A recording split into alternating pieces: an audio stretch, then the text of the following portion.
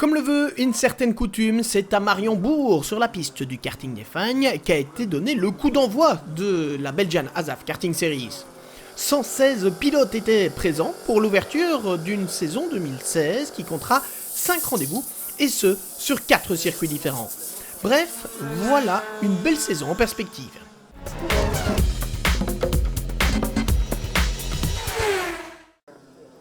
C'est la nouveauté de cette saison 2016, le nouveau moteur X30 Super, 175 cm3 et une puissance accrue par rapport au X30 traditionnel, est particulièrement performant et propose une catégorie réservée à une certaine élite. Corentin Collignon a signé la pole position devant Romain Deleval, Thomas Herbeck, Charles Tenière et Maxime Drion. Les débats s'annoncent animés dans cette catégorie. Le départ avec Corentin Collignon qui vire directement en tête et derrière un premier incident, Lennert Van Bogart, impliqué dans un accrochage, voit déjà toutes ses chances de bons résultats s'envoler. Déjà le plus rapide lors des essais qualificatifs, Corentin Collignon prend peu à peu le large devant Thomas Herbeck, deuxième. Thomas Herbeck poursuivi par un Maxime Drion de plus en plus menaçant. Maxime finira d'ailleurs par trouver l'ouverture pour prendre la deuxième position. Alors que derrière, pour la quatrième place, Romain Deleval résiste tant bien que mal aux assauts de Dimitri Triskos. Victoire de Corentin Collignon lors de cette première manche, une victoire en solitaire donc, devant Maxime Drion, Thomas Herbeck qui a été déclassé pour avoir été pesé sous le poids réglementaire et qui laisse donc la troisième place de cette première course à Romain Deleval. Départ de la course 2, Corentin Collignon est en pôle bien évidemment après sa victoire de la joute initiale, il emmène dans son sillage Romain Deleval. À la fin du premier tour, Romain Deleval est déjà attaqué par Maxime Drion et Charles Tenière. L'ancien champion X30 Senior qui ne parvient pas à suivre le rythme Romain Deleval, il a dû laisser passer Charles Tenière, pilote français, et Maxime Drion. Charles Tenière qui prend rapidement la deuxième position et qui s'élance à la poursuite de son compatriote Corentin Collignon. Derrière, on a une belle bagarre avec Lennert Van Bogart, Baptiste Delabrosse, Thomas Herbeck et Romain Deleval. Malheureusement, vous le voyez, Baptiste Delabrosse est victime d'un problème technique et il devra abandonner. En tête, on pensait que l'avance de Corentin Collignon était largement suffisante pour lui permettre d'assurer sa deuxième victoire de la journée. Mais c'était sans compter sur l'abnégation de Charles Tenière, qui revenait tour après tour, dixième après dixième, pour mettre la pression sur son compatriote jusqu'au bout. Finalement, c'est pour 10 millièmes que Corentin Collignon s'imposait. Charles revenait fort, donc c'était assez tendu, mais j'ai fait une petite erreur dans le dernier tour, du coup il s'est rapproché et c'était vraiment chaud à l'arrivée. Ouais, j'ai su quand même tenir la place, quoi. Un beau final donc, et au cumul des deux courses, c'est bien évidemment Corentin Collignon qui s'impose devant Maxime Drion, Charles Tenière, Romain Deleval et Erwan Julien.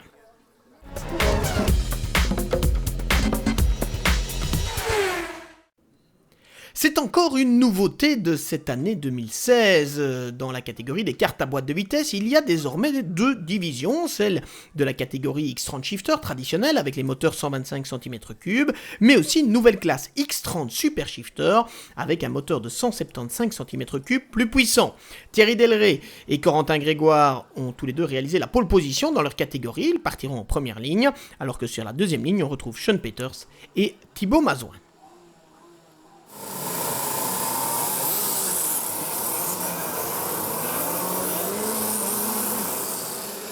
Le départ qui est donné, arrêté bien évidemment dans cette catégorie des cartes à boîte. Et regardez bien Olivier Palmars en troisième ligne, qui va prendre un superbe envol, mais qui vient s'accrocher au premier virage avec Corentin Grégoire. Thibaut Mazouin étant lui aussi une victime collatérale de cet incident. En tête, Thierry Delray a directement pris les devants, emmenant derrière lui Sean Peters et Émilien Buffet. Avec son moteur X30 Super Shifter de 175 cm3, Émilien Buffet prend logiquement le meilleur sur les X30 Shifter, il se place au deuxième rang, alors qu'à la troisième position on retrouve, et c'est une surprise, Bastien Titelbach qui dispute ici sa toute première course. En X30 Shifter, Sean Peters est le premier leader, mais regardez bien, Frédéric Obdebé qui partait de l'arrière de la grille, numéro 33, revient peu à peu et il viendra coiffer Sean Peters sur le poteau dans les tout derniers tours. En tête, pas de surprise, victoire facile de Thierry Delray dans la catégorie X30 Super Shifter. Deuxième départ, on reprend les mêmes et on recommence. Excellent envol de Thierry Delray avec Frédéric Obdebé qui se glisse directement dans son sillage en tant que leader de la catégorie X30 Shifter. Emilien Buffet est troisième, Kevin Delcroix quatrième, cinquième place pour Bastien Titelbach. Et au cœur du peloton, le 56, vous le voyez, c'est Corentin Grégoire, le 59, Olivier Palmar, sont déjà en train de remonter après leur malheur de la première manche. Frédéric Obdebé qui évolue en solitaire dans la catégorie X30 Shifter. Pour la deuxième position, c'est plus serré. Corentin Grégoire qui est parvenu à prendre le meilleur sur Sean Peters pour aller chercher la médaille d'argent dans cette deuxième course, mais aussi dans le classement du jour. Revenons maintenant à la classe X30 Super Shifter où Bastien Titelbach confirme sa bonne forme de la première course. Longtemps deuxième, il est toutefois rejoint par Olivier Palmar, bien revenu du fond de la grille. Et c'est Olivier qui terminera en deuxième position. Derrière Thierry Delray, le grand vainqueur du jour, bien évidemment. On a eu un peu de chance avec le départ de la première manche où Olivier s'est accroché, donc dommage pour lui. Donc ça a pu fausser son week-end. On aurait attendu normalement plus de concurrence, je crois. Rendez-vous à la prochaine alors pour une lutte qui s'annonce passionnante. Oui, je pense bien. On est deux pilotes rapides et je crois que ça va faire des belles bagarres cette année. Au cumul des deux courses, Olivier Palmars ne monte toutefois pas sur le podium, occupé par Thierry Delray, Emilien Buffet et Bastien Titelbach. En X30 Shifter, il n'y en a eu que pour Frédéric Obdebé. Ja, dankjewel. Het ging heel goed vandaag. Ça a été vraiment très bien aujourd'hui. La vitesse était vraiment là. In de kwalificatie eigenlijk hebben we een probleempje gehad met de motor. Problème avec le Maar moteur. dat was snel opgelost Mais natuurlijk. c'était Dus, rapidement résolu. ja, Et het ging eigenlijk heel goed. après, ça s'est vraiment bien passé. Hele goede start. J'ai pris Toch un wel très bon plaatsen gewonnen, départ maar een dans la crash première voor mij. course. Dus J'ai dû moet éviter ontwijken, maar plaatsen terug verloren l'accident qui a natuurlijk. eu Maar lieu ik devant ben heel moi goed et j'ai kunnen perdu des terugkomen. places. Et puis je suis bien in de revenu. tweede koers. Dat En is deuxième er course, zeker la in, vitesse était ben vraiment ik mooi là van voor et kunnen blijven. Dus j'ai pu rester devant. dat Donc, is zeer goed. oui, vraiment très bien. Frédéric Obdebé qui s'est imposé devant Corentin Grégoire et Sean Peters dans le classement du jour.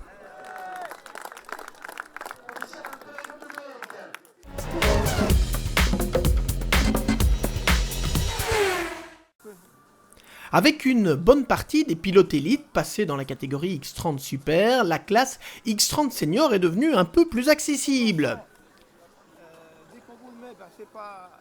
C'est Tristan Foldesi, de retour après une année sabbatique, qui a signé la pole position devant un autre revenant, Vincenzo Schilacchi, étonnant deuxième pour son retour à la compétition. Deux Français, François-Xavier Venet et Clément Riquet, se retrouvant sur la deuxième ligne de la grille de départ.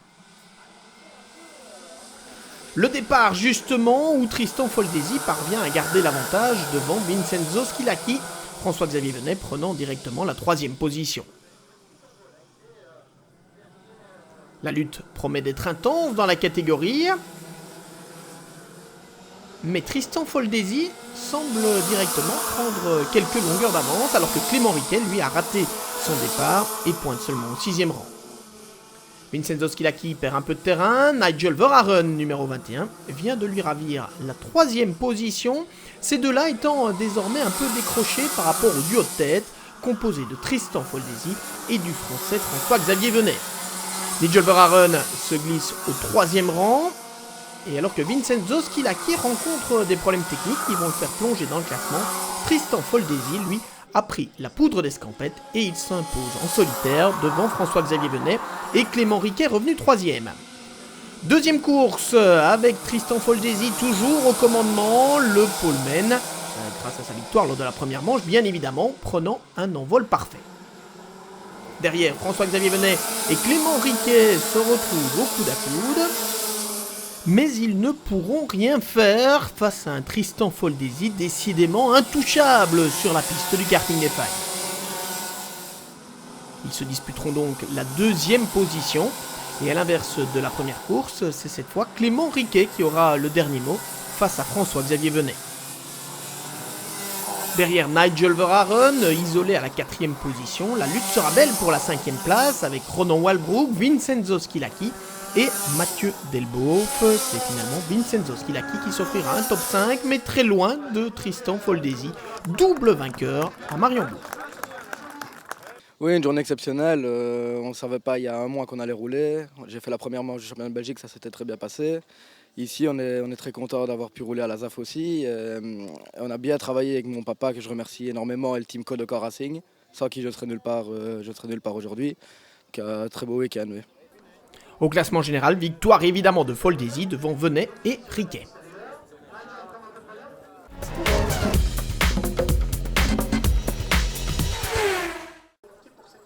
Ils sont jeunes et ils ont plein d'ambition dans la catégorie X30 Junior où l'on retrouve les pilotes ayant entre 13 et 16 ans. Lors des essais qualificatifs, ce sont 2 pilotes français qui ont fait la loi, avec Victor Martins en pole position devant son compatriote Xavier Diaz.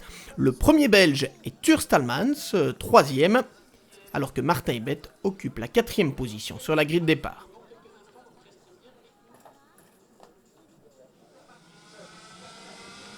Le départ est donné, Victor Martins reste en tête, Tur Stalmans s'est directement glissé à la 2e position devant Xavier Diaz. Eli Goldstein qui est 4e, mais qui s'accrochera durant le 2e tour avec Ries Viveret.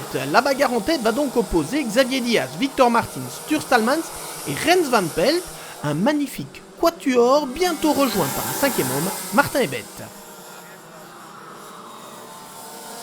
Victor Martins qui fait mine de s'échapper sous les encouragements des supporters, mais qui va être rejoint en toute fin de parcours par Rens Van Pelt et Tur Stalmans. Décidément, rien n'est joué dans cette catégorie X30 Junior où le niveau est particulièrement relevé. Mais malgré les efforts de Rens Van Pelt qui mettra vraiment la pression jusqu'au bout, Victor Martins, après avoir signé la pole position, s'impose devant Rens Van Pelt donc, Martin Ebet est 3e, Xavier Diaz 4e et Tur Stalmans 5e. Le départ de la 2e course et un excellent envol de Martin Ebet depuis la 3e position puisqu'il se glisse cette fois directement dans le sillage de Victor Martins. Il parviendra même à prendre la tête durant quelques instants, devançant le premier vainqueur, Rens Van Pelt est 3e, Tur Stalmans 4e. Et en 5e position, on retrouve Xavier Diaz. Derrière, on note la remontée de Ries Viveret et Eli Goldstein, qui après leur malheur de la première course, viendront néanmoins prendre quelques points pour le championnat. Pour la victoire, par contre, ça se joue entre Victor Martins, Rens Van Pelt, Xavier Diaz, Tur Stalmans et Martin Ebet.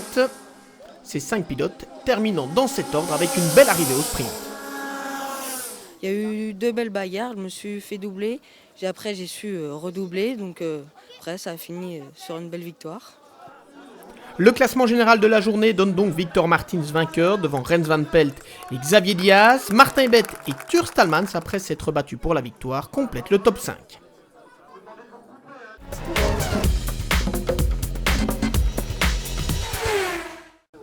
On reste dans les catégories d'âge, cette fois avec la classe X30 cadet qui accueille les pilotes ayant entre 11 et 14 ans. Sam Balota a signé la pole position lors des essais qualificatifs devant Evan Becerra, particulièrement convaincant durant ses essais. Béhan Danhier a pris la 3e place. Arthur Ronvaux, qui est l'un des favoris, est seulement, entre guillemets, 4e. 5e position sur la grille pour Aurélien Dassellier devant Alessandro Tudisca, qui est un rookie puisqu'il vient de la catégorie mini.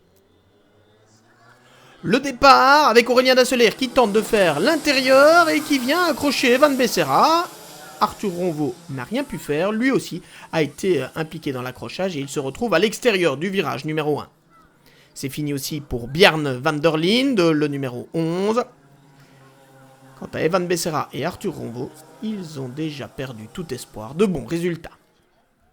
Le drapeau jaune est présenté et Béhan Danhier double Sam Balota au bout de la ligne droite. Cela lui vaudra un peu plus tard une pénalité de 5 secondes. Mais en attendant, la lutte est superbe entre les 2 pilotes qui croient à ce moment se battre pour la victoire. Sam Balota et Béhan Danhier qui vont à de nombreuses reprises s'échanger le leadership. Une lutte de tous les instants dont sortira vainqueur Sam Balota. Béhan Danhier glissant à la 3e position après sa pénalité, au profit donc d'Alessandro Tudisca qui termine à la 2e position. Notons aussi la belle course de Loïs Delbar, 4e de cette première course, et Julien Fuca qui complète le top 5.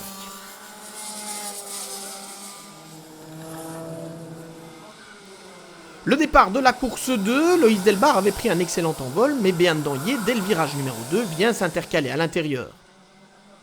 Il ne faut pas très longtemps avant de voir Sam Balota et Alessandro Tudisca remonter pour se placer aux avant-postes. On note aussi la belle remontée du numéro 35, Arthur Ronvaux, qui apparaît ici en 4e position et qui vient se battre avec Sam Balota pour le leadership. Une très belle lutte avec 3 à 4 pilotes qui peuvent revendiquer la victoire. Sam Balota, Arthur Ronvaux, Alessandro Tudisca et Béhan Danhier. Malheureusement pour Arthur Ronvaux, décidément pas gâté par la chance, il a perdu sa minerve de protection et il sera contraint à l'abandon. En tête, la bagarre fait rage jusqu'au bout avec Aurélien Dasseler qui s'est glissé aux avant-postes et qui remporte sa toute première victoire en X30 cadet devant Evan Becerra et Alessandro Tudisca. Sam Balota termine en 4e, ce qui lui suffit néanmoins pour remporter le classement du jour. La première course a vraiment été très belle. La deuxième course a été un peu plus difficile pour moi, on avait des moins bons réglages. Sam Balota vainqueur donc devant Aurélien Dasseler et Alessandro Tudisca dans le classement du jour.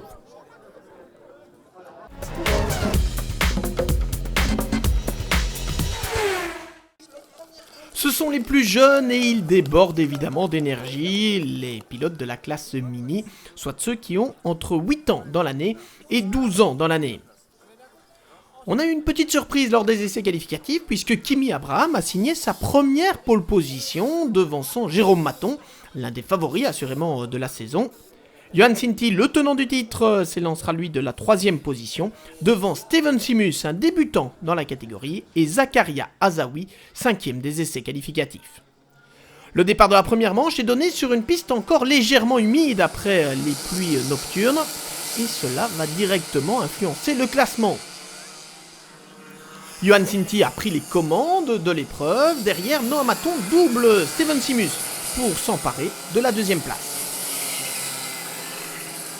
Quant à Kimi Abraham, le poleman, il s'est fait surprendre sur une plaque d'humidité.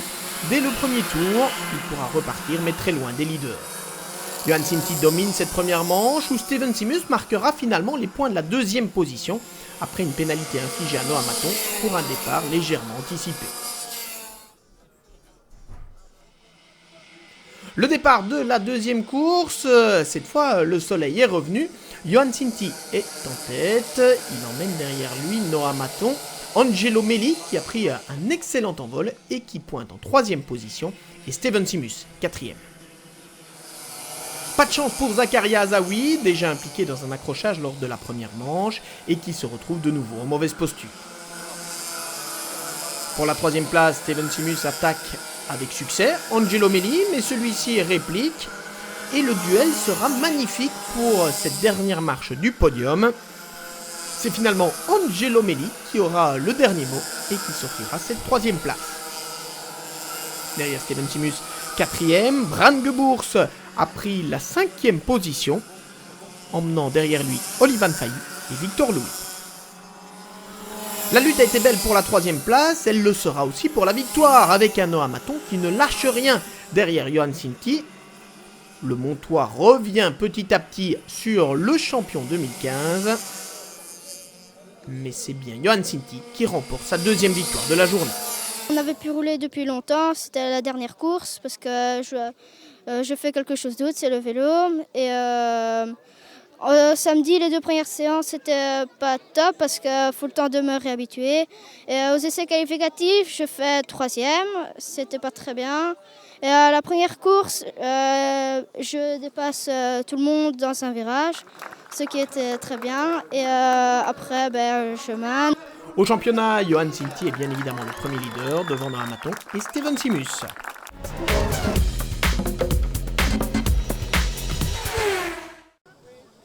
Après les plus jeunes, place aux pilotes, disons, plus expérimentés. C'est la catégorie X-Rand Master, avec ceux qui ont au moins 25 ans ou qui pèsent au moins 80 kg sur la balance.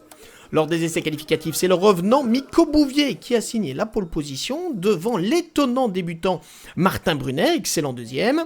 Autre revenant, François Dufour est troisième, Laurent Do, quatrième sur la grille de départ.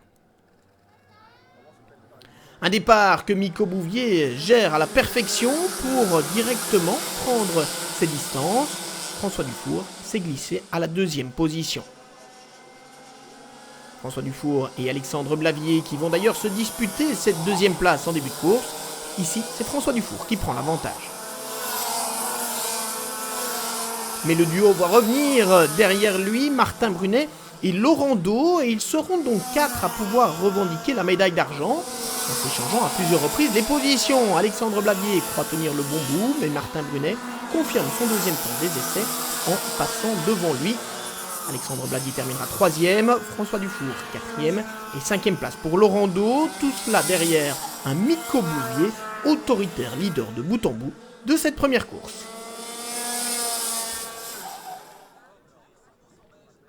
Toujours sous le soleil, le départ de la deuxième course voit Miko Bouvier de nouveau réaliser le all shot. Martin Brunet cette fois a pris un meilleur envol puisqu'il reste en deuxième position. François Dufour est en 3e. Et contrairement à la première manche, Miko Bouvier ne parvient pas à s'échapper cette fois. Martin Brunet reste dans son sillage et s'accroche aussi longtemps qu'il peut. Comme en première manche, c'est Alexandre Blavier qui se glisse au 3e rang. Derrière lui, on assiste à une belle bagarre pour la 4e place avec Justin Bones, François Dufour et Laurent Do. C'est finalement Justin Bones qui terminera 4e. En tête de la course, Martin Brunet a tout tenté, mais Miko Bouvier conserve l'avantage pour s'imposer pour la deuxième fois. Martin Brunet termine bien évidemment 2e du classement du jour et Alexandre Blavier 3e. Ouais, je pense que oui, j'ai eu pas mal de bol. Je pense super matos. Je remercie d'ailleurs RSD Karting pour le matos, c'était ribotop. Je pense que beaucoup de pilotes auraient gagné avec le châssis que j'avais aujourd'hui. En fait, il roulait tout seul. Mon mécano, Victor Compère, qui a fait du taf super, vu qu'il m'a rien laissé faire du tout sur le week-end. J'ai pas touché une vis, donc c'était parfait. Oui, on peut dire que c'était bien, c'était chouette. Une petite pole hier et les 2 manches aujourd'hui. La deuxième un peu plus difficile.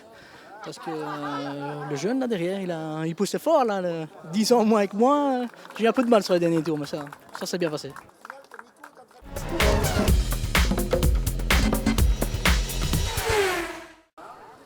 On termine ce tour d'horizon avec la catégorie EERP 250 des moteurs Seita rotatifs de 250 cm3 donc. Antonialo a signé la pole position devant Josué Delbauche, Julien Méan et Mehdi Rossignol. Déjà poleman, Antonialo conserve l'avantage alors que derrière ça se bouscule. Dès le deuxième virage, Josué Delbauche est l'une des victimes puisqu'il doit effectuer un petit détour par l'herbe et repartir à la fin du peloton.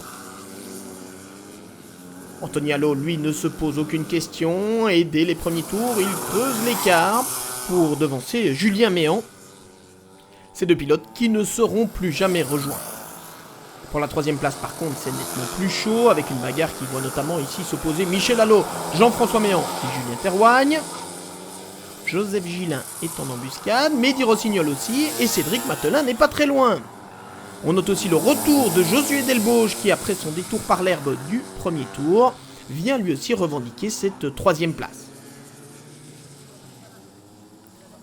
Finalement, dans les tout derniers tours, Cédric Matelin devra céder face aux assauts de Josué Delbauche. Quant à Antonialo, c'est avec 12 secondes d'avance qu'il croise le drapeau à damier.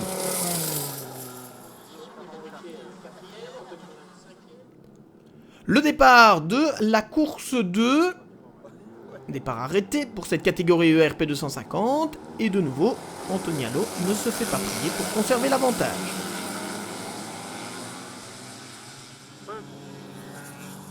Une fois encore, et comme il l'avait fait en première manche, Antonialo s'échappe en tête de la course et prouve qu'il est bien le plus fort sur la piste du karting d'Espagne. Pour la 2e position, Julien Méan est mis sous pression, cette fois par Cédric Matelin et Josué Delbauche, alors que malheureusement, Jean-François Méan, lui, est victime d'un accident, heureusement sans graves conséquences. Longtemps 2e, Josué Delbauche voit revenir derrière lui Julien Méan, qui avait déjà pris la médaille d'argent lors de la première course. Mais Julien est victime d'un problème technique dans le tout dernier tour, ce dont profite Mehdi Rossignol pour marquer les points de la 3e position. Quant à la victoire, bien sûr, elle revient à Antonialo, le grand vainqueur devant Josué Delbauche et Julien Méan. Oui, c'était bonne et mauvaise journée. Au matin, au warm-up, on a cassé un moteur. Donc on pensait vraiment pas y arriver jusque-là. Et bon, ça a été, grâce à Pascal Stas pour les réglages châssis et Émile Évrard pour le moteur et mon père pour toute cette course. Donc ça a été nickel. Voilà donc pour cette première épreuve de la Belgian ASAF Karting Series 2016. Le prochain rendez-vous est fixé à Austricourt dans le nord de la France le 29 mai.